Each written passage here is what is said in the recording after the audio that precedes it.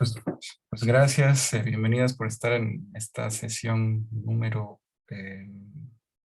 estamos en la sesión número 8, ¿no? Del taller Silencio y Fulgor, y vamos a comentar el libro de Bitácora de Mujeres Extrañas, de Esther M. García, y quien a su vez estará con nosotras más adelante. Eh, Cualquier cosa voy a abrir el chat porque luego también suceden cosas en el Inter. Y por si me llegara a avisar. Entonces, bueno, estamos en ese... de eso tratará la sesión de hoy. Y una disculpa por las posposiciones de la sesión de la semana pasada. Y nada, qué bueno que están aquí. Pues creo que es un libro, como pudieron advertir, bastante crudo también, es muy fuerte. Se han dado cuenta, bueno, y yo misma, en realidad, muchos de los libros que elegí en esta primera selección, pues eran libros que me habían gustado en su momento, pero algunos no los tenía ya tan frescos. Eh, al- los había leído algunos hace varios años, otros más recientemente, pero lo que me he dado cuenta, que es una reflexión personal, es, y no solo por el hecho de que sean textos escritos pues en la última década, sino y por la situación contextual que transitamos, pero en muchas ocasiones lo que está sucediendo, creo, es que eh, uno de los temas que atraviesa a todos, me parece que es la violencia sistémica, las violencias machistas, las violencias que sufren día a día las mujeres en este país y en el mundo, ¿no? En las sociedades patriarcales. Y creo que lo estamos viendo más o se está notando más porque es el tiempo en que estamos leyendo, ¿no? O nos estamos permitiendo leer a más mujeres, ¿no? Y se publican más mujeres, en fin. No que no ocurriese antes, ¿no? O sea, no que las violencias no existiesen antes, sino que hasta ahora, venturosamente, estamos leyéndolo, se nos está enfrentando hacia la cara porque pues, las mujeres han arrebatado la voz, ¿no? Que se les había sido negado por siglos. Entonces, eh, de algún modo, pues en esta reflexión personal, no sé ustedes qué piensen, eh, he advertido eso, que la mayoría de los libros, o si no es que casi todos, es una de las cosas o de los elementos que los atraviesa. Obviamente desde cada quien, desde su registro, desde su espíritu, de su propio estilo.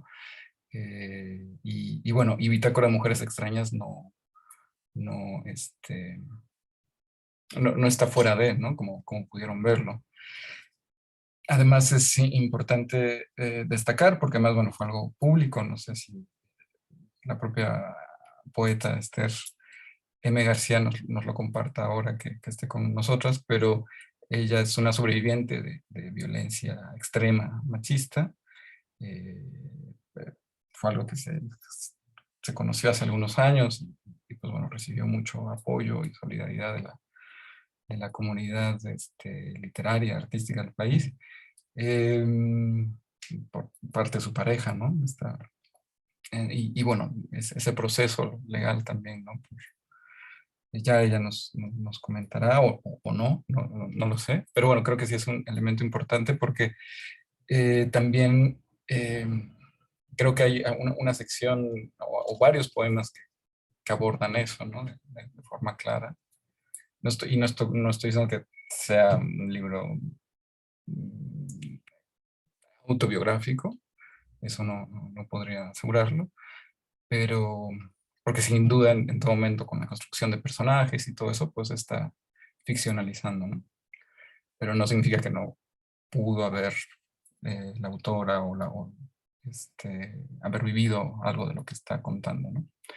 Y nada, bueno, ¿no? ¿Qué impresiones, cuáles fueron sus aproximaciones a este libro? Eh, y bueno, ¿qué piensan de lo que empecé a comentar? Empecemos a hablar sobre Bitácora de Mujeres Extrañas.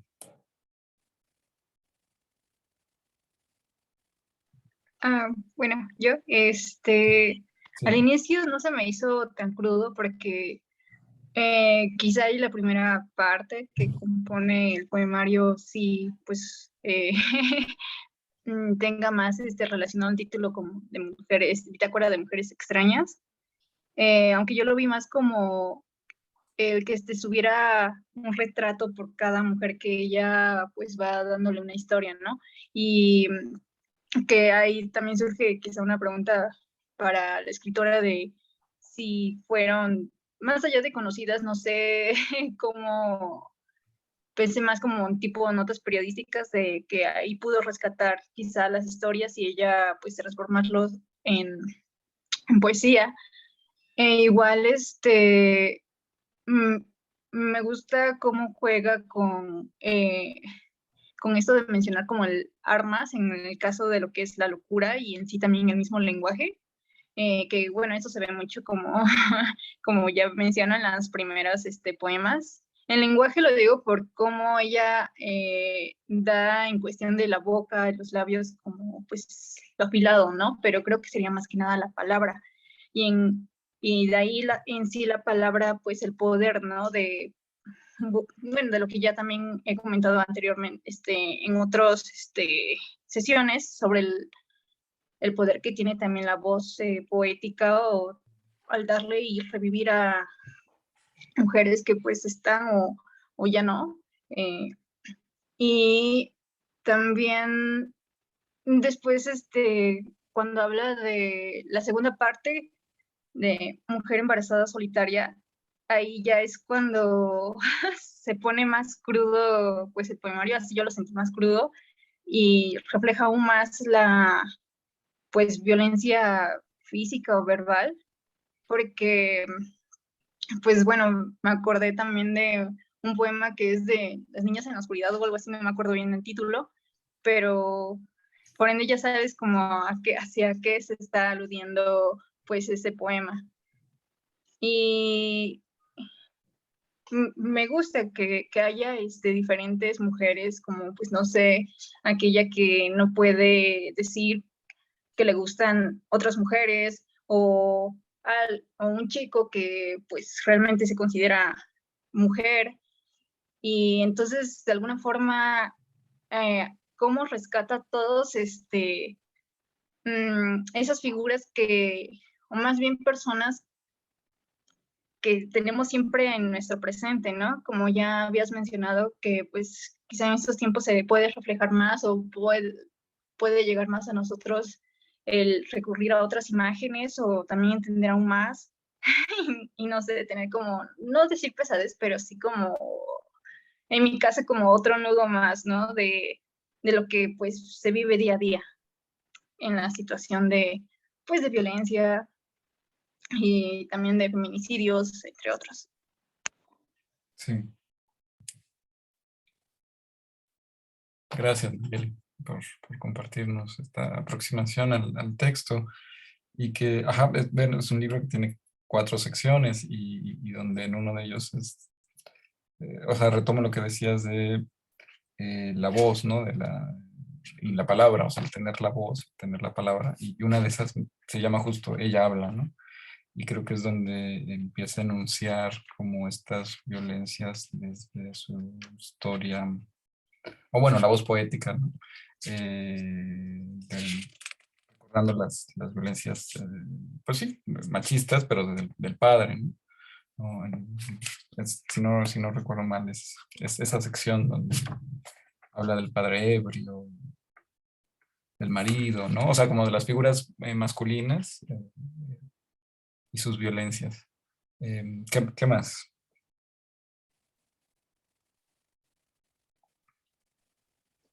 Yo, eh, ajá, justo también en la sección de Ella habla, como que me pareció interesante, o sí, interesante sería la palabra, como el contraste que vi también entre esta que se llama Plastic House, y el de Cenizas de Perra, que bueno, el de Cenizas de Perra como describe el entorno de la fiesta, ¿no? Como toda la soledad que hay también dentro de la fiesta a veces, en esos excesos de alcohol y drogas. Y este Plastic House, que habla de, bueno, que hace una semejanza a las mujeres a vacas plásticas, Sí, ¿no? De también cómo, pues, la estética como actual, pues, bueno, de alguna manera nos consume también, ¿no? Y es como, no sé, se me hizo un contraste muy fuerte de también este tipo de violencias que existen. Bueno, a diferencia como de los primeros poemas, y también de los otros poemas que hay en Ella habla, justo como de la violencia familiar, sobre todo de parte del padre, pero también como aborda, pues, sí, la relación con la madre, ¿no? O sea, que todas las violencias que atraviesan hacia la familia. Pero bueno, nada más quería como resaltar el contraste que había entre, eh, sí, como los diferentes tipos de vivencias de las mujeres. sí, que creo que justo este poemario lo evidencia mucho, ¿no? O sea, desde esta diversidad de mujeres, que incluso es, la primera sección se llama Breviario de Mujeres, y que yo creo que da un poco el pie al título, ¿no? De Bitácora de Mujeres Extrañas. Y, y después la sección que tú hablas, ¿no? Sobre todo, que es al final, de Variedad de Espinas. También ese subtítulo de la sección es fuerte. Em, y pues sí, toda la diversidad de experiencias, ¿no? Pero, coincido en eso, de la experiencia de las mujeres, ¿no? ¿Quién más quiere compartirnos algo? Antes de que entre ya Esther, que está por unos minutos. Justo me avisó que entra muy pronto.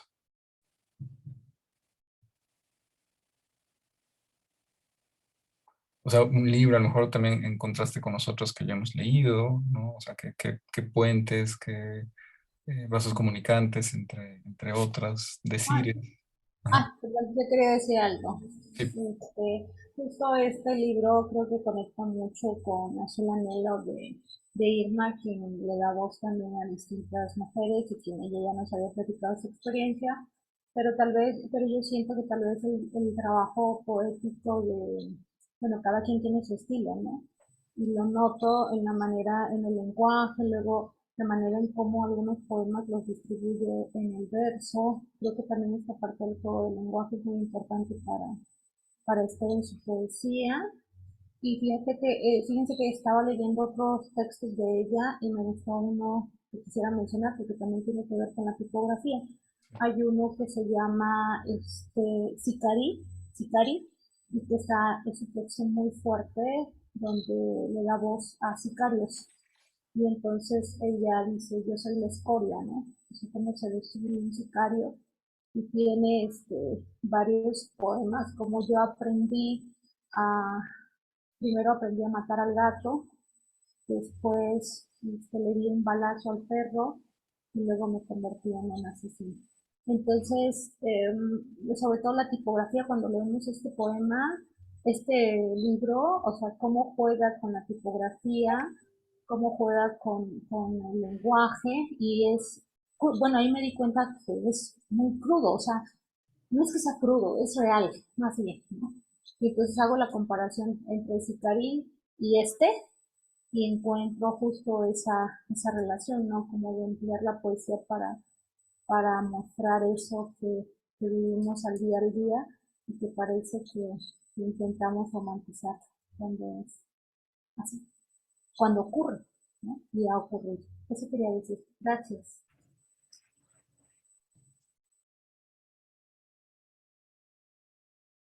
Gracias, Andrea. Dejen ver que me dice que estén, justo me escribió.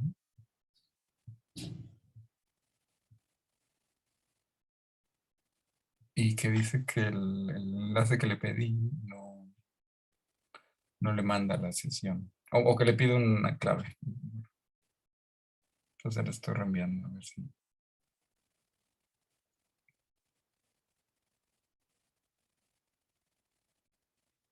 Sí, ya viene. Entonces, bueno, sí, esperemos que se conecte en breve. Y de hecho sí, ya.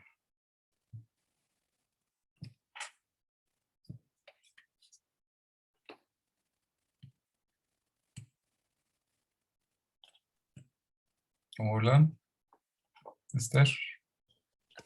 Hola, ¿cómo están? Hola, pues muy bien, gracias. Bienvenida al taller Silencio y Fulgor de la Biblioteca Nestrosa, en línea, desde Oaxaca, aunque no todas las participantes están en Oaxaca. De hecho, dado que es en línea, ha permitido que integrantes de otros estados, ciudades estén por aquí. Y pues bienvenida al taller, gracias por tu disposición, por tu tiempo. No, a ti por la invitación, muchas gracias. ¿Sí me escucho bien? Sí, sí, súper.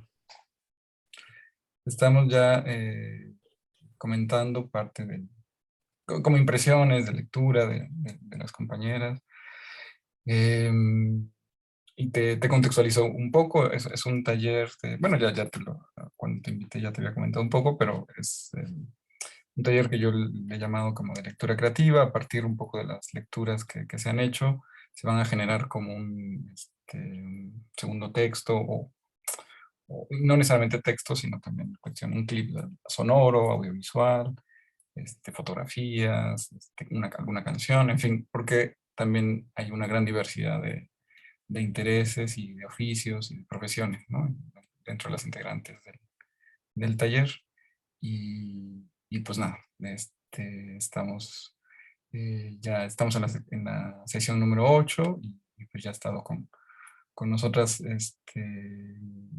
varias poetas, desde Irma Pineda, Clio Mendoza, Marisela Guerrero,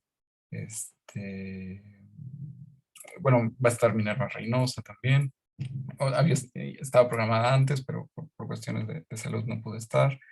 En fin, creo que sí es un panorama bastante amplio de las distintas poéticas del presente en México, ¿no? Y bueno, incluyendo la tuya y Bitácora de Mujeres Extrañas en particular, que fue el que leímos para esta sesión.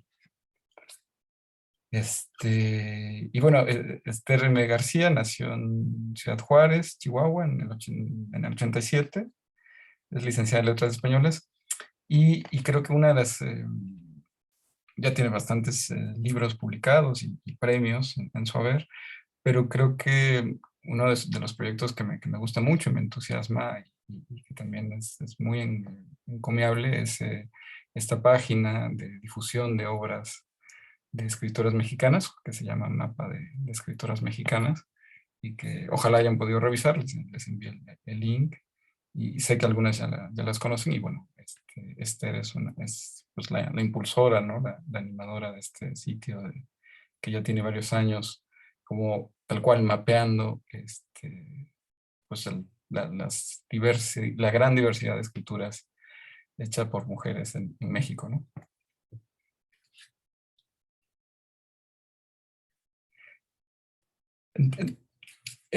Fíjate, Esther, digo, comenzamos igual como una pregunta de mi parte, pero siempre me interesa en que todo se genere una conversación y todo esto, ¿no?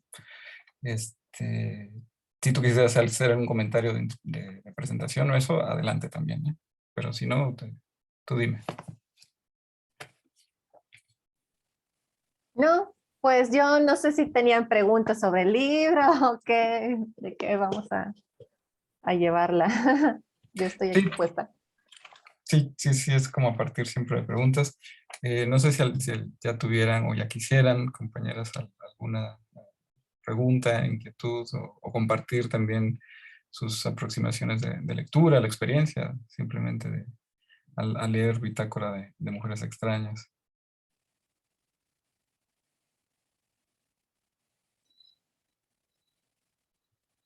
Hola Esther, perdón, voy a Hola. comenzar. Hola Esther, un gusto que nos acompañes en esta tarde. Bueno, leer acerca de tu texto, no sé, cada que iba leyendo un poema, repensaba o recreaba o no sé, sentía la vivencia de cada una de ellas.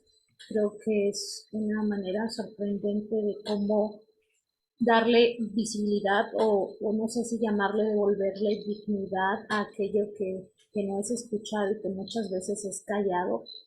Entonces, yo les decía que era una poesía muy real, no es que sea cruda, es real, ¿no? Y cómo hemos vivido con vivimos en esta normalización de la violencia, ¿no? Entonces, a mí me gustaría que nos platicaras un poquito acerca de cómo surge este proyecto, de concretarlo de esta manera, si desde un activismo, desde, no sé, alguna asociación, cómo surge justo este proyecto de darle voz y aprovechando, tengo una duda que me mata, de este otro de tus obras, una que se llama Sicari, y que bueno, lo compartí porque hace tiempo estaba compartiéndolo con mis alumnos, lo leímos y ellos se acuerdan mucho del fragmento donde como que se define el sicario o el abecedario, que empezó matando el gato, luego el perro y se volvió asesino. Y entonces yo les decía ahorita a mis compañeras y a Juan Pablo cómo esta parte de la violencia en ese texto también a mí se me hace extraordinario y lo que genera, ¿no? Porque lo que conecta con nuestra realidad y con nuestras vivencias y justo creo que lo haces a través de tu poesía, ¿no? Entonces es grandioso, pero tomar el lápiz, el lapicero y empezar a plasmar eso, no sé, siento que es algo muy fuerte y muy difícil y quisiera escucharte cómo es ese proceso y cómo surge el primer texto de vida. Gracias. No, gracias a ti, Andrea, muchas gracias. Bitácora de Mujeres Extrañas es posterior a Sicari. Sicari lo comencé a escribir en más o menos como en el 2010 más o menos, que fue cuando empezó a asolar mucho la violencia acá en Coahuila, que llegaron como en efecto cucaracha de Monterrey, llegaron muchos sicarios para acá y empezó a haber muchas balaceras, muchas muertes, muchos secuestros. Cerca de donde yo vivo había varias casas de seguridad, entonces se agarraban a balazos y a veces los fines de semana yo y mi mamá estábamos tiradas en el piso para, pues se rafagueaban, ¿no? Pero no, una bala perdida no, porque a veces aventaban granadas y había vecinos que decían, es que acá hay una granada y tenían que venir y no era una cosa muy sorprendente la violencia que, bueno, en todos lados se llegó, ¿verdad? Pero acá siempre ha sido como una ciudad, un poblado muy tranquilo, muy tranquilo. Y luego vino esto y nos cimbró mucho. Yo empecé a trabajar en La Nota Roja, acá en un periódico que se llama Vanguardia, tienen uno de Nota Roja que se llama El Guardián, y me tocó cubrir pues muchas notas de asesinatos, ¿no? Por sicarios de secuestros o que buscaban a hijos e hijas de gente de gobierno para matarlos. A una hija de un exgobernador de aquí la persiguieron en la noche, venía de una fiesta con sus hijos pequeños y los mataron. Y yo tuve que cubrir la nota, ¿no? Entonces para mí fue muy sorprendente de repente verme inmiscuida en todo eso y siempre me causó mucho impacto, ¿no?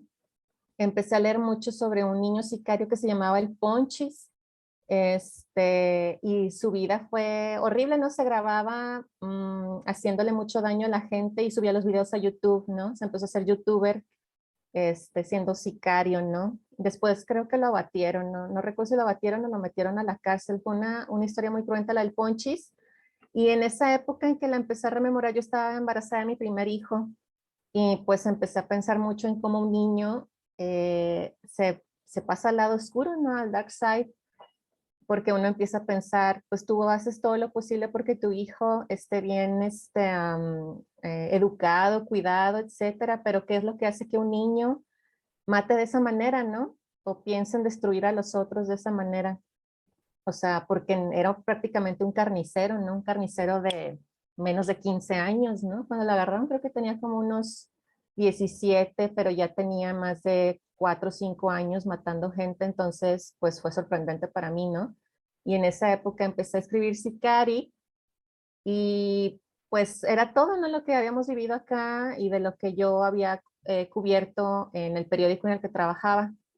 Luego Bitácora de Mujeres Extrañas nació porque estaba embarazada de mi segunda hija, como en el 2013, finales del 2012, principios del 2013, y porque el papá de los niños fue la primera vez que me había abandonado.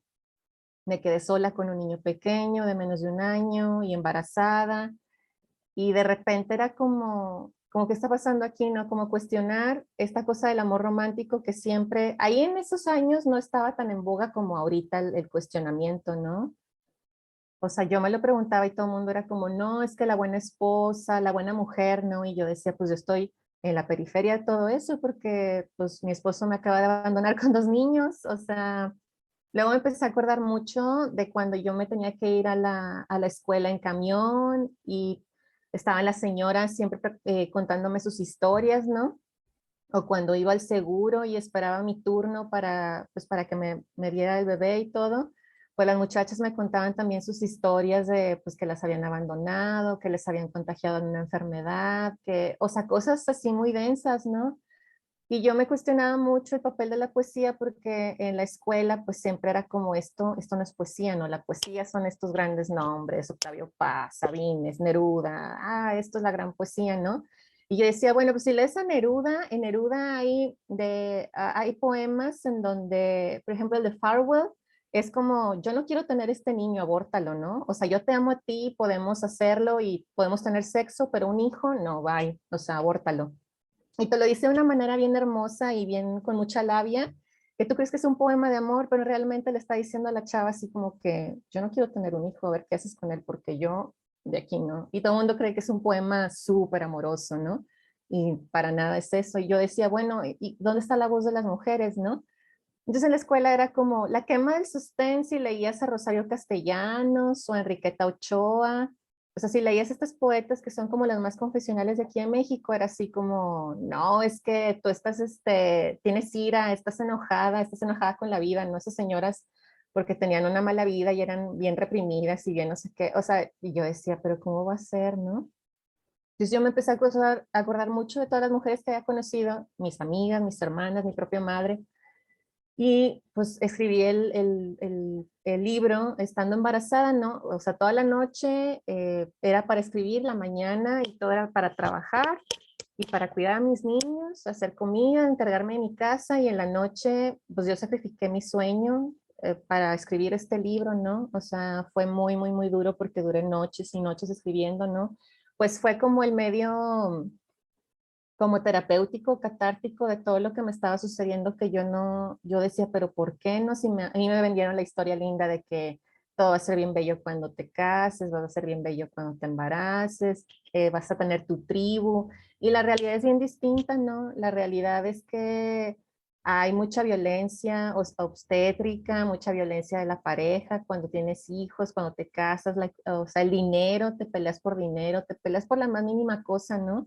Porque ya no es lo mismo, ¿no? Ya no, las cosas ya no, bueno, para muchos, no sé, no puedo generalizar, pero para muchos las cosas cambian. Y yo decía, pues la poesía también puede residir en esto, ¿no? En ver a una mujer embarazada, solitaria, ¿no? Sola, ¿qué está pensando una mujer con un vientre a punto de reventar en medio de una cocina sola, donde pues no hay ruido, solamente está el murmullo de las cosas y que son las cosas cotidianas, ¿no? O sea, siempre te dicen, no, la poesía es así bien elevada y las cosas de la muerte y la vida y Dios y pues a veces no, o sea, a mí me gusta bajarla como del pedestal y decir, pues aquí también en esto hay poesía, ¿no?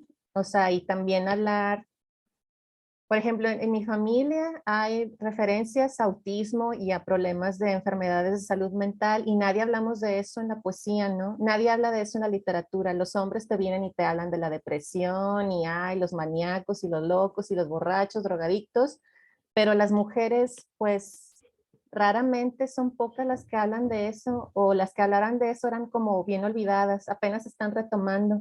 Pero yo decía, a ellas también hay que darles voz, ¿no? Hay que escucharlas, hay que escuchar esas voces.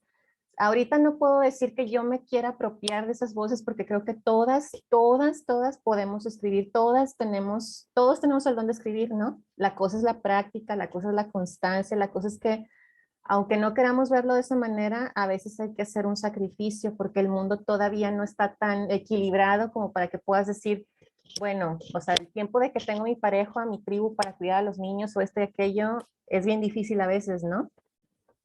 Pero, pero creo que estos temas son pues súper necesarios. Ahorita está como bien efervescente el tema, ¿no? Pero cuando yo publiqué este libro fue así de, no, hombre, es que esta mujer que está escribiendo, o sea, yo iba a presentar el libro y era, ay, no, ya van a empezar a hablar de sus lloriqueos, van a empezar a hablar de sus cosas, ¿a quién le importa eso? ¿Que vas a hablar de una borracha, de una loca? ¿A quién le importa?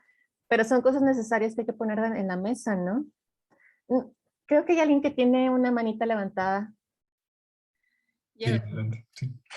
pues sí, o sea, como que ahora escuchándote, o sea, y justo comenzábamos como platicando acerca, bueno, no me acuerdo si Juan Pablo, tú dijiste algo sobre como, o alguien dijo como, usó el adjetivo como cruel, o no me acuerdo, pero, o cruel, como que Para, para para este poemario, dice.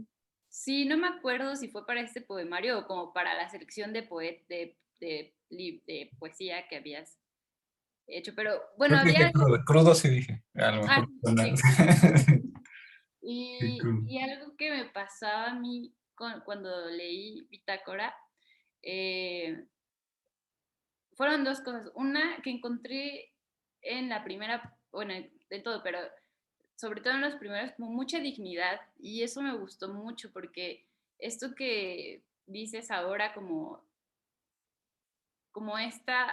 este prestar observar, este prestar tiempo a, a cuerpos, ¿no? Y a formas de habitar el mundo que son las desechables, ¿no? Entonces, cuando aparecen, me pareció un poema muy bello ahora que habla sobre personas con autismo. Hay un poema en particular que ahorita no lo recuerdo, pero que está en la primera parte, que no dice, no es evidente de quién estás hablando, pero hay una particularidad, ¿no? En ese cuerpo. Y me pareció bellísimo, o sea, como que no había leído algo yo así que dignificara algún tipo de neurodivergencia. Y se me hizo muy conmovedor.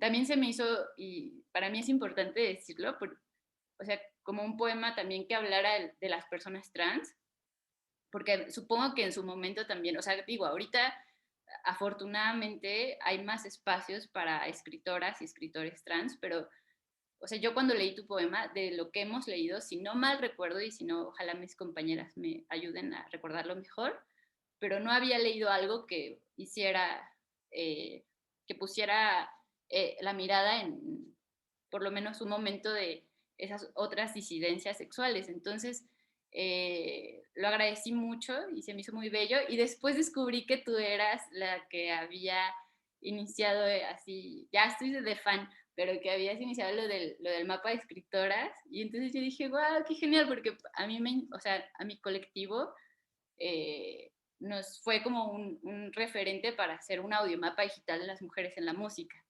Entonces fue, o sea, fue así como cuando supe que eras tú, dije, vamos a hablar con ella, no puede ser. Y nada, o sea, que sepas también que ese mapa ha inspirado un montón de otros trabajos, que seguro lo sabes, pero que es importante decirlo públicamente. Y algo que, o sea, una pregunta ya después de mis declaraciones de amor, son las fechas en las primeras partes. O sea, a mí las fechas me generaron mucha intriga porque a unas las ponías en un futuro. Y entonces, inevitablemente, mi asociación, o sea, mi interpretación, era como, o sea, como que había algo esperanzador en el futuro, por alguna razón. O sea, como decía, las pondré en el futuro porque le generan algo, o sea, no sé, a mí me generaba así como, ¿será algo esperanzador o no sé por qué lo asociaba a eso? Y unas que ya habían sucedido me era más asimilable entender la historia, ¿no? Entonces, como preguntarte acerca de cómo funciona el sistema de las fechas Y la otra pregunta es sobre la idea de la bitácora, ¿no? A mí me gusta mucho hacer bitácoras porque siento que es algo muy cercano a lo cotidiano y no es lo mismo que describir algo. O sea, siento que la bitácora, bueno, según yo, más bien, ¿por qué bitácora? Ya, eso. Y ya, eso. Ay, muchas gracias, qué lindo. Ojalá me pases tu proyecto para también difundirlo. Me gusta mucho eso, muchas gracias. El libro de bitácora, pues sí, como tal, una bitácora, llevar como el registro de lo cotidiano. Para mí fue eso, ¿no? Un registro de lo cotidiano, perdón. Este, porque los días embarazada o estando ya como entre el 7, 8, 9 meses de embarazo, los días para mí eran como bien difíciles, ¿no? Eh, y llevaba como mi registro, o sea, todo era un registro, escuchaba algo, hablaba con alguien, alguien me hablaba en la cita con el médico, esperando el transporte, en algún lugar. Siempre he tenido como eso de que siempre se me acerca alguien y me cuenta así sus cosas, ¿no? O sea, estoy esperando el camión y una señora me empieza a contar como la vida de su hijo, que se desapareció, que pasó algo. Y siempre se me ha hecho muy entrañable que la gente tenga esa confianza como para, ay, necesito hablar con alguien y creo que puedo hablar contigo, ¿no? Se me hace muy bello que haya esa como, que se haga como esa conexión entre desconocidas, ¿no? Más que nada porque tenemos esta cultura de cuando andas en la calle, pues no hablar con desconocidos, ¿no? Precisamente. Entonces llevar como este registro de cosas cotidianas, de cosas pequeñas, de cosas en las que a mí me dijeron que no había poesía, que en la historia de las mujeres no existía la poesía, que la gran poesía, que las grandes cosas, las grandes plumas, pues eran los hombres, ¿no? Cuando yo estaba en la escuela me decían, es que piensen cuántas escritoras o poetas hay, o sea, a ver, díganme aparte de Rosario Castellanos, Elena Poniatowska, Enriqueta Ochoa, ¿qué otras escritoras conocen? Y era un silencio rotundo, no era como, pues, ¿quiénes, no? Ni siquiera aquí en Coahuila, en Saltillo, en esta pequeña ciudad, sabíamos quiénes estaban escribiendo, ¿no? Entonces, para mí como fue desde hace mucho decir, yo quiero contar la historia de todas las mujeres desde el pasado hasta las que van a estar en un futuro, ¿no? Precisamente un poco como esto de lo que mencionas como algo esperanzador, como estas cosas de pensar que nuestra historia nos hermana con todas y que estamos unidas por un tejido, ¿no? Un tejido invisible. Siempre he tenido como esa idea del tejido. Ya después de mucho después me di cuenta que estas ideas de hilar, del tejido, de todo, o sea, vienen así como de cosas de hace milenios, ¿no? De diosas súper antiguas, en donde la mujer primordial o la diosa primordial era esta tejedora, ¿no? Esta tejedora que hacía el universo, esta tejedora que hilaba todo, y estas tres tejedoras, por ejemplo, en la cultura greco-latina, que son la Aquesis, Átropo, no recuerdo cuál es el nombre de la otra, que son estas tres hermanas que están hilando la vida y la muerte de los hombres, ¿no? Entonces esto de las hilanderas, las tejedoras, todo se me hizo súper padre y yo decía, bueno, yo tengo un poco como de la narrativa porque yo empecé escribiendo narrativa y precisamente por eso estos poemas son más que nada narrativos, ¿no? Son poemas narrativos que están narrando la vida de estas mujeres comunes, de estas mujeres cotidianas. Y me gustaba eso, ¿no? Me gustaba agarrar como estas pequeñas cosas de también hablar en diferentes, la voz poética, que no fuera como la voz poética siempre como en esta primera persona, sino que también hubiera como esta introspección. Ahorita hay una preguntita por el chat de por qué cambiaban también las voces. Y es precisamente por eso, ¿no? O sea, el también cuestionarnos, el también preguntarnos, el también decirnos, este proceso de mnemotecnia, de memoria, cuando estás sola, ¿no? Que te dicen, es que estás sola, no hay nadie, es malo estar sola, estás contigo, ¿no? Y puedes hablar contigo y puedes cuestionar y puedes retroalimentarte, o sea, puedes ser también tu amiga, puedes ser también la persona con la que puedes hablar, ¿no? Y eso lo aprendí mucho en ese estado en el que estaba, que era un estado como muy vulnerable, muy desesperanzador y yo quería buscar, ¿no? Buscar asideros. Entonces lo que me lo dio fue la poesía. No puedo decir que la poesía me salvó ni que la literatura y este cliché, pero me dio medios medio medios, medio estructuras para también decir, oye, pues de esta manera y de esta manera puedo reestructurar lo que me está pasando y también hablarle a las demás, ¿no? Porque yo siempre leía y decía, bueno, porque siempre hay que leer la historia de las mujeres a través de la boca o la pluma de los hombres, ¿no? Quisiera encontrarme con alguien, leerme en alguien y decir, bueno, no estoy loca, ¿no? No es una ilusión mía, no, no es algo que es como, ay, sí, la histérica o la loca, etcétera. Entonces creo que al dejar un registro en un poema, en un cuento, una novela, pues no nada más estás tú o tu historia o una ficción que estás desilvanando o tejiendo o hilando de tu cabeza para las demás, ¿no? Sino que es este tejido, ¿no? En donde todas podemos encontrarnos.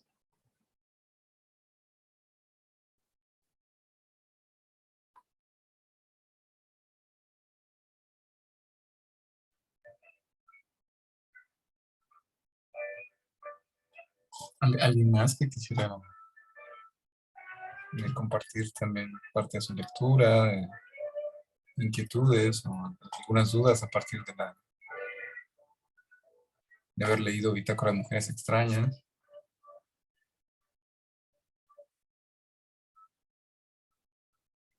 Bueno, nada más para darle continuidad a lo que acaba de decir Esther, claro que nos sentimos en tus poemas, muchas de nosotras, bueno, al menos yo me reconozco en varios de los versos, y es esa manera en el que la poesía o tu poesía resuena en nuestras vidas, ¿no? Entonces es como esa especie de apapacho que uno recibe de otras mujeres a través de la poesía, o no especie de apapacho, sino ese reconocimiento o esa visibilidad entre otras más, que yo creo que a veces nos da como la fortaleza tal vez para mirar desde otra perspectiva, ¿no? No es que te cambie la vida cuando leas un libro, no es eso, sino que a veces trasciende muchas veces una palabra, un verso, una línea, y yo creo que eso también es algo muy interesante dentro de lo que tú escribes. Gracias. Gracias a ti, Andrea. Sí, no había pensado eso cuando realicé el libro. Realmente lo había dejado como para reposar, pero pues con dos niños pequeños y un matrimonio que estaba así como, yo decía, necesito también ver una manera de que puedo tener una remuneración, ¿no? Y pues ya después fue que entré a ese premio, que había formado parte de los premios de Tierra Adentro y que se publica acá en Querétaro y pues en Tierra Adentro. A la posterior se publica en Nueva York Poetry Press, en Estados Unidos, pero sí ha sido pues como un golpazo, ¿no? Al inicio sí fue como muy extraño porque nadie, era como, ¿por qué vamos a estar leyendo poesía de mujeres, no? O sea, como, ¿por qué eso no era como lo habitual, ¿no? Todavía seguían estas formas como de los que imitaban a Bukowski, que yo creo que todavía siguen, ¿no? Imitar a Bukowski, imitar a Octavio Paz, etcétera. Y, y sí fue como el golpazo. Creo que este libro tiene mucho que ver con los libros de Cel Cabrera, no sé si la han leído, ella también se me hace como que tiene el corte un poco como lo que se lee en Bitácora, que bueno, el libro de Perras de Cel o Una jacaranda en medio del jardín ya son muy posteriores a Bitácora, son como del 2018, 2020, algo así. Y pues Bitácora se publicó en 2014. Entonces, creo que sí fue como un parteaguas, ¿no? Sí se recibieron muchas críticas y sí se reciben muchas críticas cuando hablas desde la voz de las mujeres, ¿no? Y desde estos temas de los que casi no conversamos.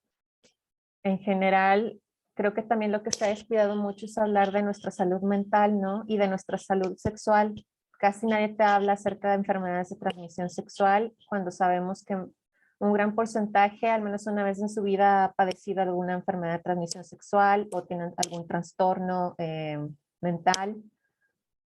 Y esos son temas que que casi no se abordan, ¿no? Que se abordan así como por la superficie porque está mucho el estigma todavía del qué dirán de mí, o cómo me va a señalar la sociedad, o cómo me van a tomar los demás si lo escribo y lo publico, ¿no? O las violencias sexuales que también vivimos muchos de nosotros. Por ejemplo, ahorita en el mapa estamos llevando un taller que es el de hilar la herida, y hay muchísimas personas que han sufrido de violencia sexual de niñas, ¿no? Y cómo esos temas son tabú. O sea, hablamos siempre o escuchamos a mujeres u hombres, por ejemplo, ahorita yo me acuerdo de, no es mexicana, Ariana Harwitz, es argentina, con un libro que se llama Degenerado, que habla desde la vista de un pedófilo, ¿no? Pero luego me pregunto cómo es, fuera de Degenerado de Ariana Harwitz o de la Lolita de Nabokov, porque es un hombre poniéndole palabras a una niña, y en este caso una mujer poniéndole palabras a un pederasta, ¿cómo es la voz de una niña violentada, no? ¿Cómo podría alguien alzar la voz y decir, me ha pasado esto, he sufrido por esto?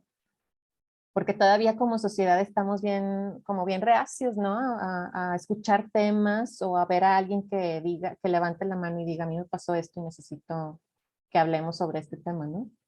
Entonces creo que todavía hay muchos temas que necesitan ser escritos, que necesitan ser hablados, que necesitan ser llevados a la escritura, que necesitan publicarse. Eh, sí, siempre se habla desde esta manera, desde el adulto, ¿no? Y los niños o las niñas que fueron, o los niños y niñas, es como si no existieran, ¿no? Digo, tampoco voy a negar que hay como este goce y todo, pero un niño a esa edad no entiende nada de eso, ¿no? No entiende cuáles son los códigos, cuáles son los símbolos, no entiende este ir y venir entre el discurso, ¿no? A nivel discursivo, un niño no tiene idea de eso, no tiene idea de la sexualidad. O sea, creo que también todavía en materia de cuando están en clases sobre la educación sexual, es como, no, ¿cómo les van a dar educación sexual? Y hay maestras y maestros abusando de ellos, ¿no? Creo que todavía hay muchos temas en la mesa, ¿no? Que incluso pueden decir, es que eso no es poesía, eso es sociología, ¿no? También hay un escritor así como muy renombrado, del que siempre tengo como ese pique de que es que tú no estás haciendo literatura, tú estás haciendo sociología. Y yo, no es sociología, o sea, es que hay que como ya hay cambio de siglo, ¿no? Hay cambio de mentalidad, hay que irnos y hablar y explorar sobre otros temas, ¿no? O sea, está padre que desde hace milenios, o sea, ustedes pueden saber por ejemplo, Simónides de Amorgos, un poeta arcaico del siglo VII, con el jambo de las mujeres, diciendo que las mujeres eran animales, hombres a medio ser. Y o sea, ustedes ven un remanente de ese jambo del siglo VII, o sea, antes de Cristo, o sea, hace más de 2500 años, y que todavía hay reminiscencias de él en Juan José Arreola, en Octavio Paz, en Neruda. Y todavía hay poetas aquí en México y en Latinoamérica que siguen animalizando a la mujer. O sea, y te preguntas así como que qué. Y luego cuando quieres meter temas como estos que realmente son importantes, como la salud sexual, como los temas de trastornos mentales, etcétera, es como, no, es que eso no se toca, ¿no? Y es como, ¿por qué vas a seguir otros 2500 años rebajando y minimizando a otro ser, ¿no? Entonces creo que hay que poner ya más otros temas que realmente son relevantes sobre la mesa, pero no sé qué piensen ustedes realmente. Yo abogaría por eso.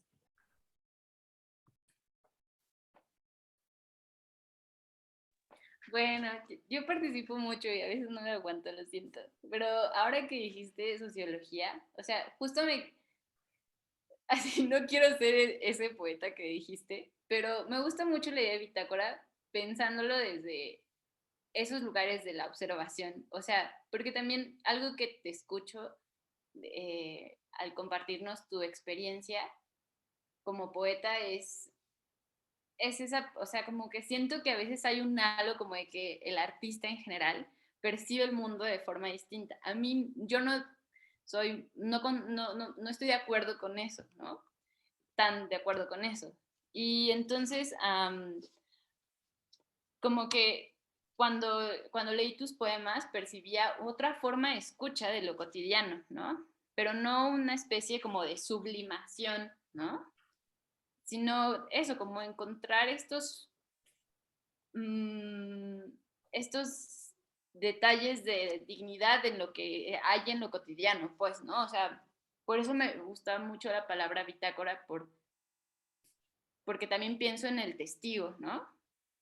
Y pienso en un texto creo que es de Canetti, sobre ese testigo, ese escritor testigo, pero no de este escritor que sublime y que entiende mejor que las demás y los demás la realidad, ¿no? Para sublimarla, sino que está más ligado incluso a procesos de un bien común o de justicia, ¿no? Y por eso me llamaba mucho la atención ir desde esa escucha que bitacorea y que devuelve algo, ¿no?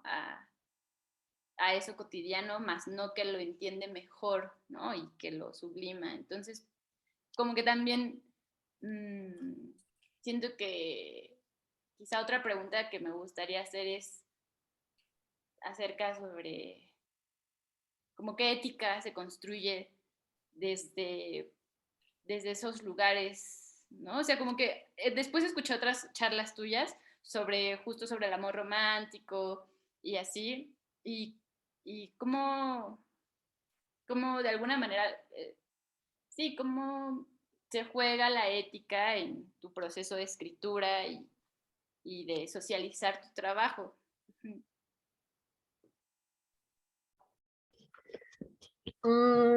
Fíjate que había estado pensando mucho en eso, como en la labor del poeta como testigo de los acontecimientos de su tiempo, ¿no? No lo pienso de esta manera precisamente en la que vas a sublimar o te vas a convertir en el gran esteta o estetizar eso, ¿no? Estetizar la violencia y estetizar el dolor de las demás, ¿no? Que es algo que se ha hecho durante mucho tiempo en la poesía, ¿no? Para hacer esta sublimación.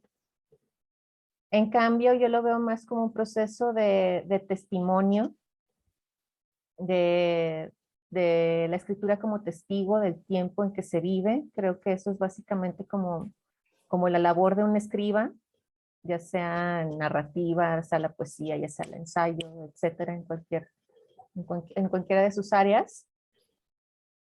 Y en cuanto a la ética, no sé, me da mucho miedo esa palabra, ¿eh?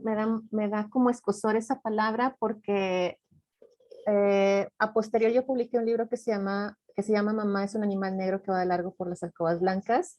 En general mis libros tratan como de procesos más antiguos y hablaba sobre unos abortos que yo tuve con una pareja de hijos que yo había querido tener, pero naturalmente mi cuerpo nomás no daba, ¿no? Y pues como siempre las historias de las mujeres que estaban a mi alrededor, etcétera. Y me acuerdo que fui a una presentación muy grande, llevaron a unos chicos de escuela de licenciatura. Entonces uno me dijo, oye, pero o sea, tú no tienes ética, o sea, tú no te das cuenta que eres un ejemplo para las muchachas y lo que estás haciendo es invitarlas a abortar y decir que abortar está bien o sea, tú no tienes ética. Entonces esto de la ética, Lacan decía una cosa, que el lenguaje no existe, ¿no? Porque una palabra puede terminar, socialmente tenemos un concepto de lo que es esta palabra, esta etimología, esta definición, ¿no? Pero cada quien tenemos nuestra carga de sentido y de significado según nuestro contexto y todo lo que hayamos vivido, ¿no? Entonces, originalmente tú tienes la palabra en esta definición que está en el diccionario, pero la ética para todos puede ser bien distinta, ¿no? Y a mí no me gustaría como definir algo porque creo que no podría ir conmigo, porque si no tendría que estar como en este cuadrado, ¿no? En este cuadrado de estar, no puedo moverme para un lado porque me tengo que ver bien socialmente, tengo que dar la imagen de la poeta éticamente correcta, éticamente buena, y yo creo que a veces yo no soy una persona buena, ¿no? O sea, a veces hago cosas estúpidas, a veces cosas que no pienso, a veces cosas, o sea, como todos, ¿no? O sea, generalmente el polo de la gente es muy en esta idiosincrasia de todo está en lo bueno y todo está en lo malo, en estas antípodas, ¿no? Todo está en los extremos, o eres bueno o eres malo, pero no existe eso. Para mí hay como ¿cómo puedo decirlo? Como un polo con muchos claros oscuros, ¿no? O sea, hay mucho claroscuro y para mí es como importante este testimonio del tiempo, ¿no? Como hablar de este niño sicario. O sea, a mí aquí, cuando lo presenté en Coahuila, me acusaron de fomentar la violencia, ¿no? O sea, hubo señoras, hubo gente que se paraba en las presentaciones acá. Yo vivía en ese entonces en Morelia, allá trabajaba. Pero cuando presentaron el libro aquí, porque aquí se publicó, o sea, fue un despapalle, ¿no? Y mucha gente era como tú apoyas la violencia, tú apoyas a los sicarios, tú, ¿por qué estás ensalzando a este niño, no? Por qué darle voz a un loco? O sea, ¿qué es lo que te pasa, no? O por ejemplo en Bitácora, sí, ¿por qué hablas de las borrachas, no? O en Mamá es un animal, ¿por qué hablas de las aborteras? O sea, ¿qué es lo que te está pasando? Tú no tienes ética. Entonces, no sé si hablar de ética sería como lo correcto, ¿no? Yo a veces cuestiono lo que éticamente significa para mí ciertas cosas, que para la gente es como eso no está bien, no deberías de hablar de eso, no deberías escribirlo, ¿no? Entonces, no sé, fíjate que es una muy buena pregunta, pero no tendría una respuesta en concreto, porque mi respuesta es esa, o sea, hay una infinidad de cosas dependiendo del contexto y desde el punto focal en donde estés viendo qué es la ética, ¿no? No me podría decir yo que soy una poeta éticamente correcta y políticamente correcta, etcétera. Hay mucha gente que me encasilla en eso y hay otra gente que dice, ya es de lo peor, mira de los temas y, o sea, prohibidísima, ¿no? Porque, ¿qué está haciendo? O sea, hay gente que hubo una época, cuando fue el mito de escritores mexicanos, hubo tweets y gente que decía, nada más miren sus libros, o sea, ella prostituye a las mujeres, las invita a que prostituyan su mente, o sea, yo decía, ¿qué es lo que pasa aquí, no? O sea, la gente se vuelve loca, ¿no? Porque relaciona la palabra ética con todo este polo bueno, lo políticamente correcto, lo divino, lo santo, lo inmaculable. Y yo no creo que mi escritura sea algo así, ¿no? Creo que transita por muchos claros oscuros, pero no podría hablarte de ética netamente porque no lo sé, ¿no? O sea, incluso hablando de mis compañeros en ética, yo diría, hay muchas cosas como muy raras, ¿no? Que se muestran como grandes o poetas, hombres y mujeres, pero luego hay cosas que dices, ¿por qué hace esto, no? No sé, es un tema complicado, pero gracias por preguntar. Espero haber dicho algo razonable.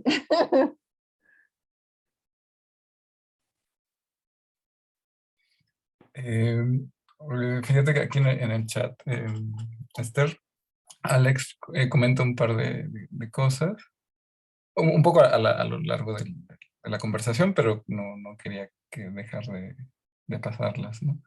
Que bueno, habla de muchas gracias por ayudar a no romantizar la maternidad y saber que una mujer solo por ser madre no lo puede todo y no lo debe soportar todo, ¿no? Es su primera, bueno, intervención, comentario. Y también Alex más tarde dice, la salud sexual y la salud mental son primordiales de tratar en la escuela. Y ella, como coordinadora de una biblioteca en el nivel secundaria, ha buscado, aunque sea momentos breves, para fomentar el conocimiento de los derechos sexuales y reproductivos. Nos cuenta Alex. No sé si quisiera abundar más ella o tú comentar al respecto. Sí, la otra vez tenía como como un diálogo con Dalia de la Cerda, que también es feminista y también es escritora, Dalia. Ella creo que está antologada en Tsunami 2 Sí. con uno de Dos. cuarto Sí. propio, sí. Ujú. Entonces hablábamos mucho, porque a veces ayudamos como a chicas, ella tiene este de morras, help morras, y yo a veces daba acompañamiento, ya ahorita ya no, porque las amenazas de muerte y cosas, la gente se pone muy heavy, ¿no? Se ponen muy densas. Y por salud mental y por salud física, como que me alejé un poco, pero hablaba de estos temas con ella. Y ella me decía que en general nadie les habla de salud reproductiva a los chicos en secundaria, ¿no? Y que les cortan como la libido también, ¿no? como no aceptar que hay una libido ahí desde que somos pequeños, pero que no sabemos cómo encaminarla, ¿no? O no tienen los métodos o los procesos discursivos para saber diferenciar, ¿no? El placer, el cuidado, etcétera, porque tendemos a mezclar todo, ¿no? A romantizar todo, ¿no? Por ejemplo, estas novelas o estos, incluso las fábulas y cosas que vienen en libros de la SEP que están súper romantizados, ¿no? En donde el único bien es como que sacrificar todo por amor, dar todo por amor y que el fin último del amor es casarte y reproducirte, ¿no? Entonces hay que cambiar también ese sistema. Es algo complicado, pero qué bueno, Alex, que al menos tengan ese apoyo. Vi que Nayeli había levantado su manita. Ah, sí, estoy atenta. Sí, hola, mucho gusto por darte el tiempo y espacio de estar con nosotros. Bueno, ya anteriormente respondieron, bueno, más bien respondiste las preguntas que también tenía.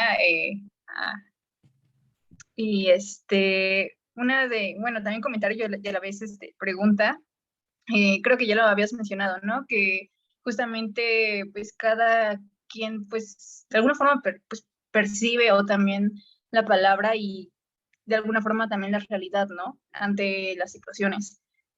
Y lo que ya le había comentado anteriormente, pues, a mis compañeras y compañeros, que justamente Bitácora, pues, tiene este gran poder, ¿no? De incide vaya la redundancia de la palabra o del propio lenguaje al estar retratando cada vivencia y también pues, a las diferentes mujeres que pues van emergiendo, ¿no? En el poemario. Y de alguna forma entonces se vuelve también como el lenguaje, como un arma de doble filo. Y entonces ahí ahorita con lo que nos comentas también en cuestión de cómo fue el recibimiento del público ante tu poemario, me surge la duda de si llegó a afectarte en tu escritura para, no sé, posteriormente en algún otro poema o, no sé, narración. E igual, no sé, de que si has luego escuchado comentarios en los que, bueno, yo en mi caso sí de algunos otros talleres en los que he estado, de que por qué tienden a darle voz, por ejemplo, con los transgéneros, ¿no? Que ya hay pues escritores de transgénero y a veces o sea, los propios autores se molestan de que ¿por qué me quieres dar como voz cuando yo puedo hacerlo, ¿no? Y no sé si has como también tenido ese tipo de conflictos, no con esas personas, pero sí, no sé, que si te llegara a rondar ahí por tu mente. Sí, no, fíjate que no, sí he visto como apropiarte de voces o de situaciones que no te pertenecen. Sí hay mucho de eso ahorita, hay mucha de esa cultura de la cancelación, de decir, ay, es que eso no, pero porque tú no lo viviste, porque tú, por ejemplo, yo había hecho un libro de literatura juvenil sobre una chica que sufre de sobrepeso, ¿no? Entonces, mucha gente me dice, es que tú tienes gordofobia, es que tú no eres gorda, es que tú esto, es que tú aquello. Y yo, a ver, si no sabes como la historia de mi vida, el trastorno, mi contexto, lo mejor es que dejemos aquí el diálogo, ¿no? El hecho es de que, por ejemplo, en mi familia eran estas historias de mis primas que participaban en concursos de belleza, se mataban de hambre, ganaban los premios, se volvían así como trastornadas porque necesitaban mantener como la línea. Había otras primas que estaban más gorditas. En mi caso, yo cuando estaba más chica desarrollé bulimia por esta cosa, ¿no? Esta cosa de te ves bonita y podrías ganar un concurso de belleza como tu prima tal, pero te estás poniendo gorda, ¿no? Ya no te queda el pantalón. Mira esa panza y agarrarme y esta cosa de no haber límites, ¿no? En la propia familia y el universo de las mujeres, cómo es pesado, ¿no? Entre las madres, entre las hijas, etcétera. Entonces yo hablo desde mi noción de lo que es, ¿no? Y por ejemplo, en Bitácora, es que yo me iba mucho, yo en mi sexualidad, yo soy bisexual, ¿no? Yo me iba como a bares de ambiente y conocía mucha gente, ¿no? Mucha gente que era transgénero, mucha gente que era bisexual, lesbianas, gays, etcétera. Entonces era esta cosa como en ese tiempo en el tiempo en que yo salía era como mucho de estos lugares clandestinos, así alejadísimos, porque qué horror que estén acá con donde están todos los heteronormados, ¿no? Estos lugares de ambiente estaban alejadísimos de estas zonas o estaban así como que casi creo que un secreto a voces, ¿no? Y pues conocí a mucha gente, ¿no? Y yo decía, yo no he leído nada aquí en México, a excepción de algunos retratos de hombres gays que escriben o de poetas gays. No he visto así como acerca de travestis o de transexuales que son mujeres, no propiamente mujeres que están en este proceso de ser mujer. Y yo lo hacía como esta manera de recordar a chicas y chicos que yo había conocido y que fueron entrañables para mí, ¿no? Que siguen siendo entrañables para mí. No como esta manera de reapropiarme de su voz o así, sino como rendirles un tributo, ¿no? Como decir, aquí están y no hay que olvidar que también está esto, ¿no? Porque en esos años, decimos, pero es que ya van a pasar ya casi 10 años, estamos en 2022, ¿no? O sea, son casi 10 años y la verdad es que sí ha cambiado mucho. Por ejemplo, aquí donde yo estoy, sí, o sea, Saltillo es así como bien persinado, ¿no? Eso no se habla, eso está para allá. Y pues yo veía cómo sufrían, muchos que tenían VIH, muchos que tenían SIDA. Entonces, pues fuera una manera de rendirles tributo, ¿no? Porque también es tu gente, es el ambiente en donde estás, es tu contexto. Y no me ha pasado eso de ir a una presentación porque no, más bien es sentirnos como acompañadas, ¿no? Como, güey, gracias porque yo necesitaba leer esto, ¿no? Y ha sido lindo. Lo que sí es esta cosa de plantarme en este pedestal de ella es lo políticamente correcto, ella es la salvadora o una cosa así de, ¿qué les estás enseñando? La prostitución de la mente y cosas así que yo digo, what the fuck. Levantó la mano Claudia.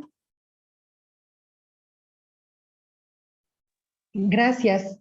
Bueno, a mí me llamó mucho la atención el nombre de tu poemario, ¿no? Bitácora de mujeres extrañas. Y sí, también mi hija me preguntaba, oye mamá, pero ¿por qué mujeres extrañas?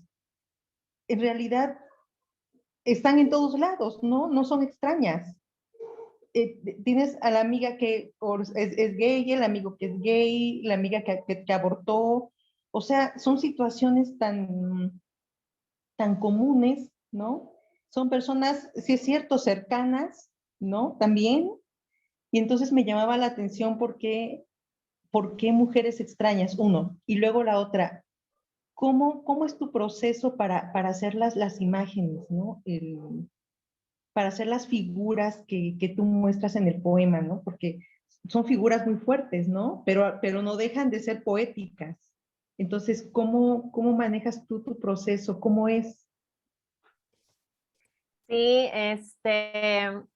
claro que lo de mujeres extrañas, ya ahorita, o sea, 10 años después, pues ya vamos normalizando esta extrañeza, ¿no? O sea, lo que antes era como en la periferia, como no, incluso es que todavía hay mucha gente muy reacia, ¿no? A ver esta pluralidad de voces, esta pluralidad de sentires.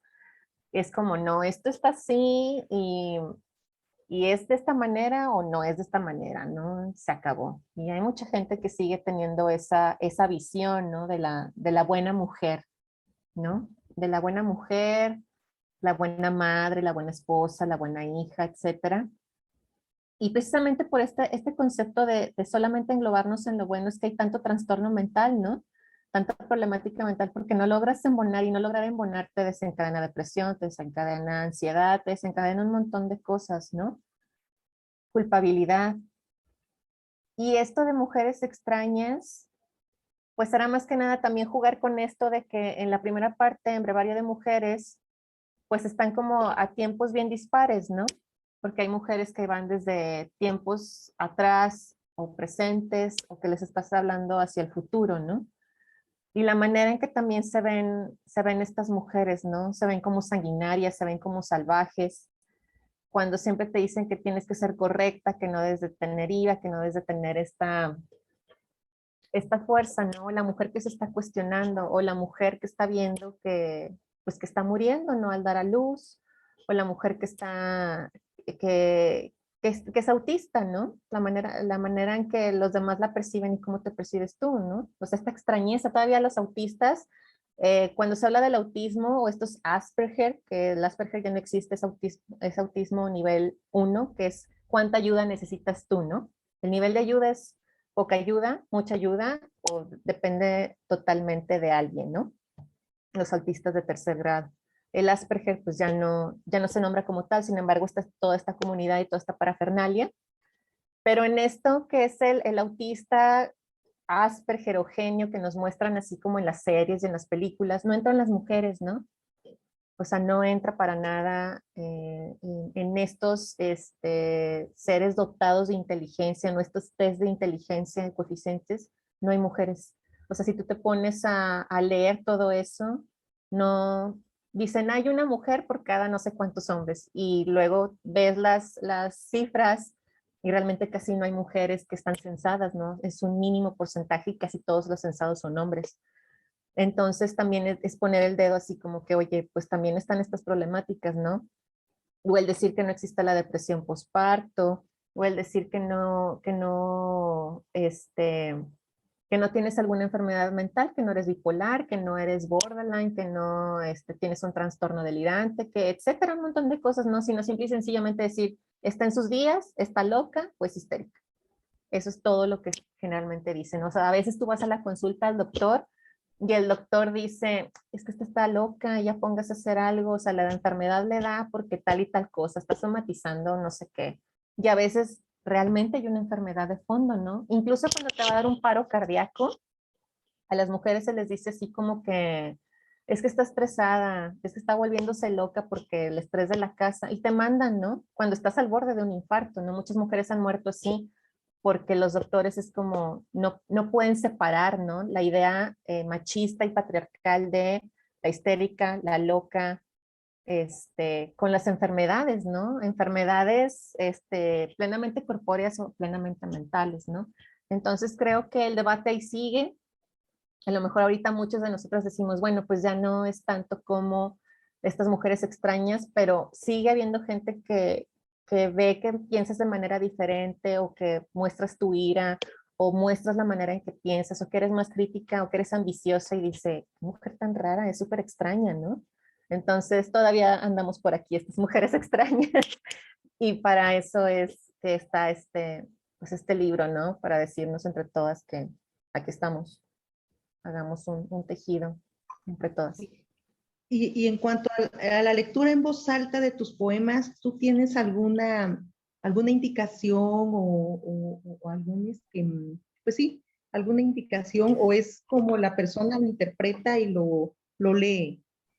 En general, pienso mucho, ayuda mucho como a leer estas figuras retóricas, pero yo no soy como tan encasillada como este verso es así, o la figura retórica tal. Creo que en general cuando vas encontrando como tu manera de poetizar o de narrar, vas haciendo como tus propios elementos, ¿no? Con los que te sientes más a gusto, con los que ya son referentes para ti, pero que ya vienen marcados desde hace mucho, ¿no? O sea, por ejemplo, en mi obra siempre aparece el color amarillo, siempre aparece el sol, siempre aparecen los animales, siempre aparece la oscuridad, siempre aparecen estos seres nocturnos, ¿no? O sea, ya tengo como un imaginario propio que también viene de otras autoras o de simbologías que pues, para mí significan mucho y para mí tienen pues mi propio significado. Y creo que en sí para leer los poemas pues es el corte de los versos, ¿no? El corte en cómo está marcada cada final de verso, pues es así, supongo que es a lo que nos estamos refiriendo cuando se lee, pues cada corte, cómo se va el encabalgamiento, etcétera. Pero bueno, esos ya son propios como de recursos estilísticos para la creación y estructuración de los poemas.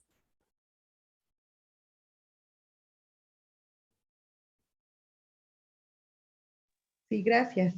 A ti, gracias, Claudia.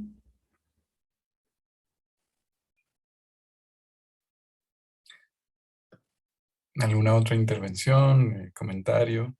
Porque si no ya nos estamos acercando hacia el final de la sesión y si no hubiese, pues justo que nos leyeras. Aprovecharon también esta parte, que nos leyeras un par de textos, 2 o 3 poemas a tu lección. Sí, solo espérenme, déjenme agarrar el libro. Sí, claro.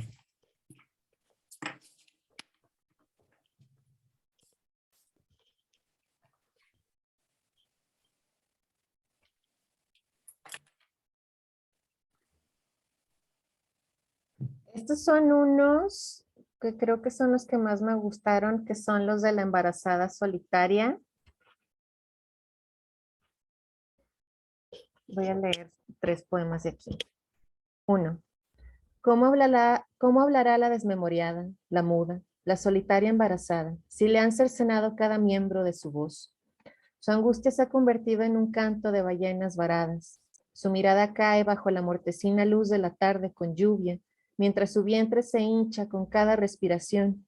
Se llena de agua marina, de un caldo universal, donde caballitos del diablo desenroscan sus débiles lenguas para acariciar la piel fina del aún no nacido. ¿Quién la abrazará por las noches mientras los truenos quiebran almas?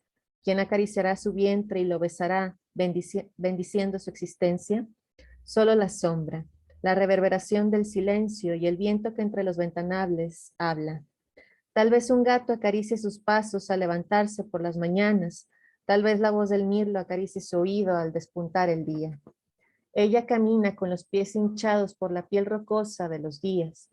Inventa poemas. Escribe palabras en la arena, en las nubes, en la cara de desconocidos que como llegan, se van, evaporándose siempre con el rocío matutino.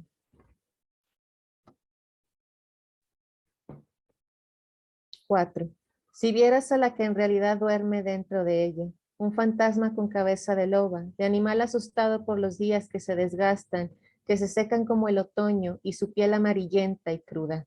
La has visto en los parques, en las tiendas. Ella camina por las calles, duerme en el jardín roído de tu memoria.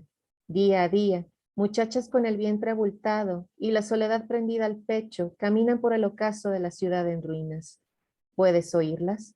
Puedes ver en su interior al feto chuparse el dedo, invadido de una nada deliciosa, de una orquesta de sonidos corporales, viscerales.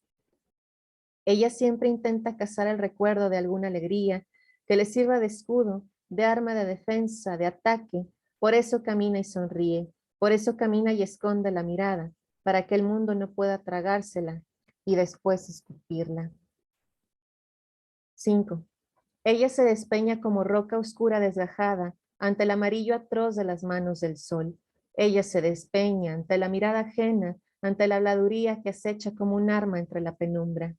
Ella es el animal que busca, entre las sombras, cobijarse de la mira que el arma ha puesto sobre su vientre. ¿Quién sostiene el rifle? ¿Qué manos sostendrán tan amorosamente a la muerte? ¿Qué dedo? ¿Qué pedazo de carne? Única huella dactilar dictará el sonido y la furia, la distancia y el nivel de impacto con el que ha de caer ella, el vulnerado siervo, para besar el suelo y ofrecer, ante la mirada y la burla ajena, el corazón de su sangre. Y bueno, pues no me resta más que agradecerles por haber leído este libro de Bitácora de Mujeres Extrañas. Y fue súper padre para mí haber compartido esta tarde con ustedes, chicas, chicos. No, gracias a ti, Esther, pues gracias por tu tiempo y la disposición ante esta invitación. Y pues ha sido un gusto pues leerte y sobre todo escucharte y que nos hayas compartido estas entre telones y lo que estuvo detrás y en las entrañas de Bitácora de Mujeres Extrañas. No, a ti, muchas gracias por la invitación. Y bueno, pues no me resta más que mandarles besos, cuídense mucho y espero que nos veamos algún día en físico. Sí, estaría padre. Ojalá que en algún momento puedas pues venir a Oaxaca también a presentar alguno de tus libros en Sí, el sería futuro. genial. No sé cuál es lo más reciente que has publicado. Publiqué en Estados Unidos un libro que realicé con el FONCA que se llama Dead Woman City y es como una mezcolanza del Spanglish. Es así como cuando mi familia vivía en Ciudad Juárez, como varios postales de Ciudad Juárez, los feminicidios, la violencia. Ese es el último libro que, pero pues por la pandemia no, pues yo no fui a presentaciones ni nada. Sí. Sí, es que era viajar allá a Estados Unidos y yo decía, híjoles, sí me dio como miedo. Y nada más hubo así como algunas presentaciones virtuales. Y en México no he hecho presentación y pues estoy trabajando algunos libros. Voy a ver si a mediados de este año se publica un nuevo poemario. Todavía está viéndose eso y pues ya en eso ando. Pero el nuevo poemario ya se terminó, o sea, ya está en editoriales o así, o estás por terminar la escritura. Estoy por terminar ese lo trabajé con el Fonca, este último que tuve fue en el 2020, y lo he estado trabajando y pues el próximo paso es buscarle la editorial, ¿no? Sí, se ha ofrecido una editorial y entonces pues ahí vamos a estar a ver si pasa. Digo, dicen que sí lo quieren, pero pues ya de que digan que lo quieren, luego que lo lean, pues ya vamos a ver si es cierto. Así es. Pues muy bien, pues yo seguiré y supongo que las compañeras seguirán atentas también pues a tu derrotero y a tus siguientes libros y publicaciones. Y también, bueno, también felicitarte, aprovecho por pues este proyecto de mapa de escritoras Sí, mexicanas, que es claro. necesario, la verdad. Sí, si alguna de ustedes tiene un libro publicado, no duden en mandarme su semblanza y una fotografía en buena resolución al mapaescritorasmexicanas@gmail.com para que sean mapeadas. Y pues pueden ver la página ahí en las redes sociales, en Facebook, en Twitter y en Instagram. Y pues cualquier cosa, ahí andamos. Pues muchas gracias, Esther. Gracias, Buenas nos noches. vemos. Estamos bien. Bye. Gracias, hasta luego. Gracias. Pues como vieron, la sesión con Esther M. García y la plática alrededor de Bitácora de Mujeres Extrañas. Pues creo que estuvo muy, muy padre, ¿no? Fue muy fructífero, al menos, todo lo que nos compartió. Y ¿qué piensan?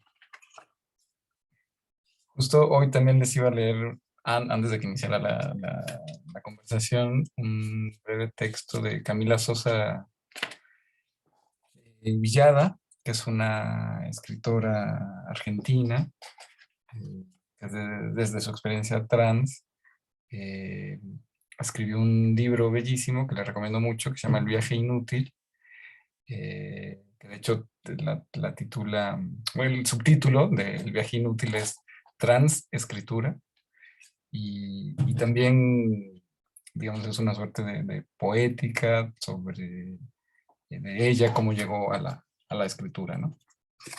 Pero bueno, si quieren hacer algunos comentarios, y ya para cerrar puedo leerles un fragmentito de este libro, para ir ya cerrando la sesión de hoy. Pero también algunos otros comentarios, algo que se haya quedado por ahí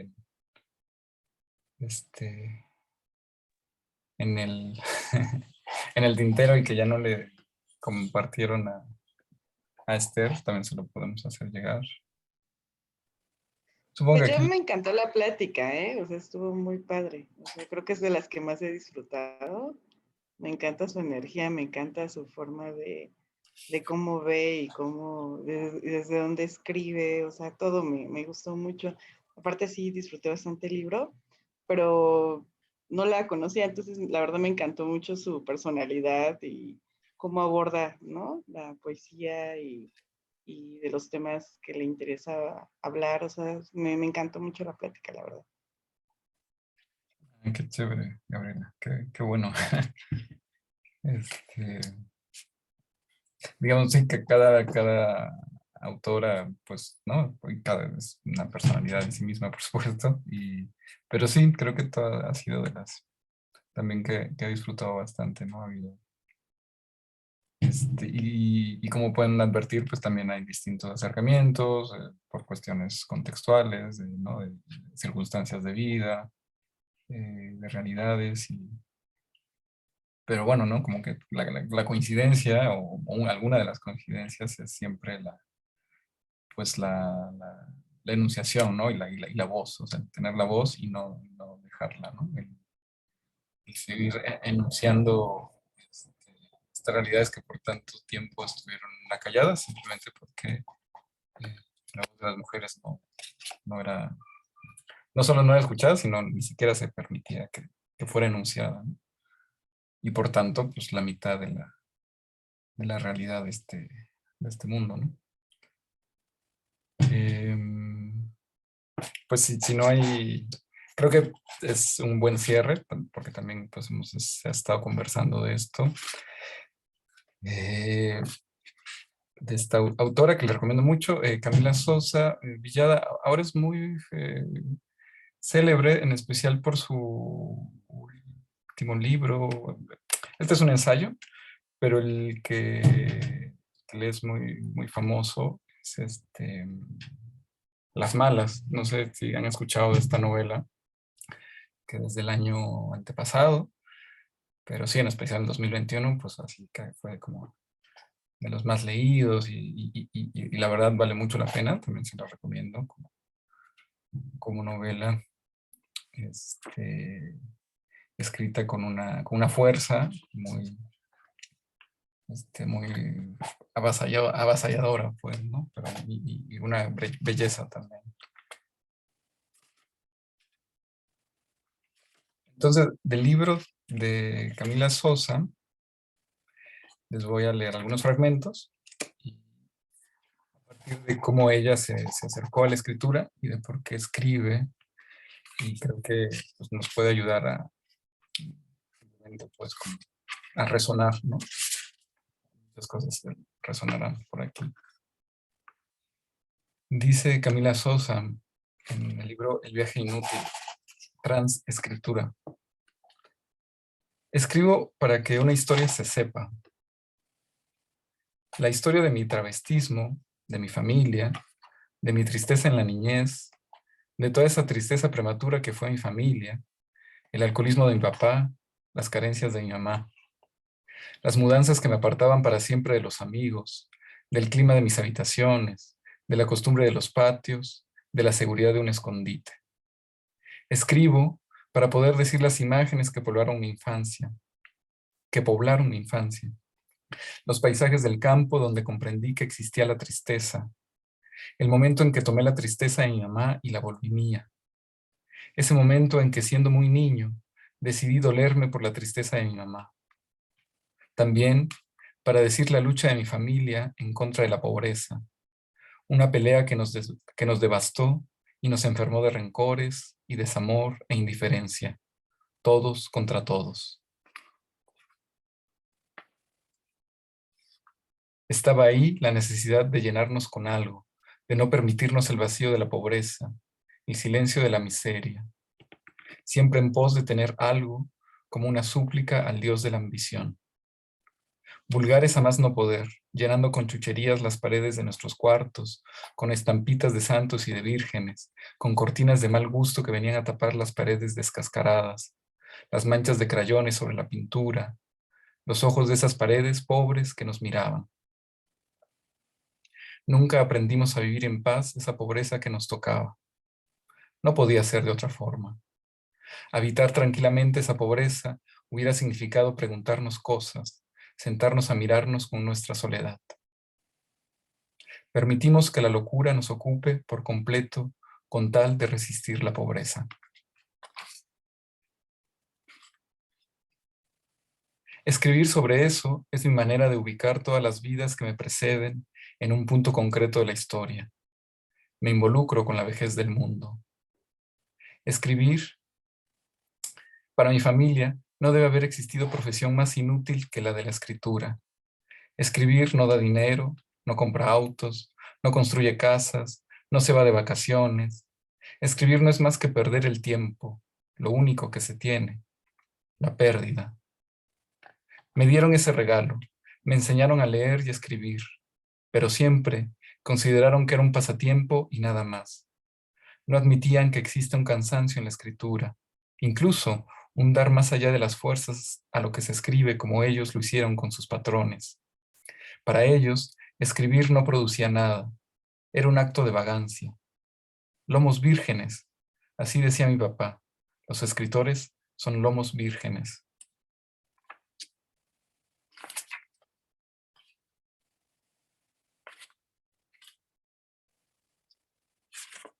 Luego, y bueno, más adelante dice, en este sentido, la escritura siempre es un trabajo preciso. Nos convertimos en orfebres, como Aureliano Buendía frente a sus pescaditos de oro. Nos hundimos ahí, navegamos en ese mar de aceite donde todos los recuerdos nadan, donde hemos precisado un nombre y una emoción para cada momento importante de nuestra vida, al que llegamos siempre como al nacer, desnudos, indefensos y llenos de miedo. Escribir es como pasarle un filtro a esos recuerdos que son buscados en la memoria. La escritura es esa materia pesada del recuerdo que no puede cruzar el tamiz de nuestra memoria. También es esa parte de la memoria que puede ser mentida, juzgada, engrandecida, traicionada y maldecida. Eso que no se filtra es lo que está dispuesto a ser escrito. Lo demás está muy lejos de nosotros.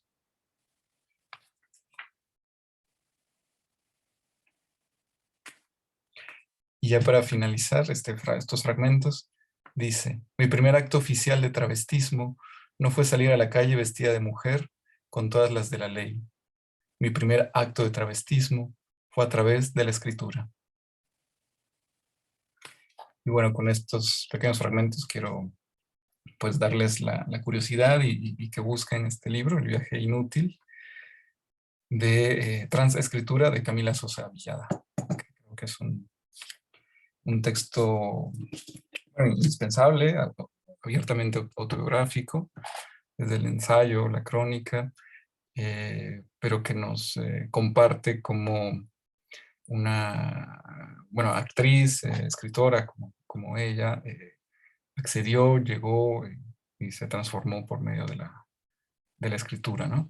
Y de, bueno, de sus decisiones de vida también. Es muy, muy interesante. Y como les decía, ella tiene una novela por la que ahora es muy célebre ya, que se llama Las Malas, en Tusquets, que también se las recomiendo ampliamente. Y nada, bueno, ya de los anuncios, para ir cerrando la sesión de hoy, el próximo jueves, lo que haremos es compartirles lo que Elisa Díaz Castelo envió en video. Hoy tuve la conversación con ella, como les contaba. Y una suerte, pues sí, fue una entrevista de unos 40 minutos, entonces está padre también lo que nos compartió. Sobre todo a partir de quienes enviaron preguntas. Hubiera deseado que hubiera más preguntas, pero no llegaron tantas. Y por otro lado, la otra mitad del taller va a ser lo de Ruperta también, lo que ella nos compartió por escrito, que la mayoría fueron breves. Y después utilizar como una media hora para hablar de los avances o proyectos en los que están, si tuvieran inquietudes, dudas. Estaría padre que nos fueran mostrando también eso, ¿no? Hablar un poquito. Y nada, y seguir hablando pues de poesía. Quizás también algún otro fragmento del viaje inútil de Camila Sosa, que creo que es importante. Y también con eso pues mostrar distintas poéticas, ¿no? O maneras en que las y los escritores se han acercado a su propio quehacer, o cómo han reflexionado sobre su propio quehacer, ¿no? Y ya hemos escuchado a Chantal Mellard, a María Negroni, bueno, ahora a Camila Sosa, y creo que pues muestra un panorama muy diverso, ¿no? También. ¿Alguna duda, comentario? No.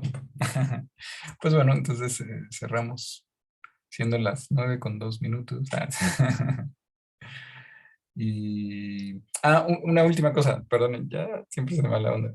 Del libro de Rosario Loperena, Cuaderno de curarse, por favor envíenme preguntas.